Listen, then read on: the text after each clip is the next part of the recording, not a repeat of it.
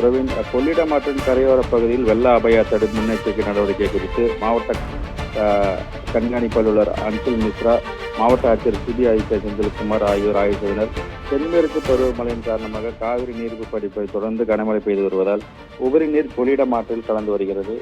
இதன் ஒரு பகுதியாக தற்பொழுது அந்த கொள்ளிடம் ஆற்றின் கரையோரம் மற்றும் அதனை சார்ந்த உள்ள கிராம பகுதியில் வெள்ள அபாய முன்னெச்சரிக்கை நடவடிக்கை குறித்து மாவட்ட கண்காணிப்பாளர் அன்சுல் மிஸ்ரா ஆகியோர் ஆய்வு மேற்கொண்டனர்.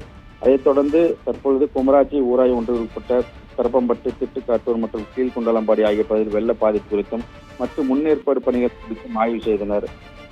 அதனைத் தொடர்ந்து தற்போது ஆகிய பகுதியில் தற்போது அந்த வெள்ள அபாய அந்த கருவி காட்சியுடன் பார்த்துக் கொண்டிருக்கிறோம்.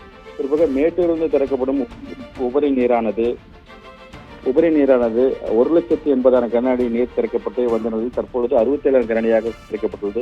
குறிப்பாக 1,00,000 கனஅடிக்கு மேல் தண்ணீர் திறக்கப்பட்டதால் கொள்ளிடம் ஆற்றில் வெள்ளப்பெருக்கு ஏற்பட்டது. அதனைத் தொடர்ந்து சிதம்பரம் அருகே உள்ள திட்டு கிராமங்களான அக்கரை, ஜெயங்கொண்டப்பட்டினம், திட்டுக்காட்டூர், கீழ்குண்டலம்பாடி, மடத்தான் தோப்பு உள்ளிட்ட பகுதியில் பயிர் செய்துள்ள மரவள்ளிக்கிழங்கு, வெண்டைக்காய், கத்திரிக்காய் உள்பட 300 ஏக்கர் பரப்பளவு பயிர் அழுகிய சேதம் அடைந்திருக்கிறது. இது குறித்து விவசாயிகள் வேதனை அறிவித்திருக்கிறார்கள். பிரவீன்.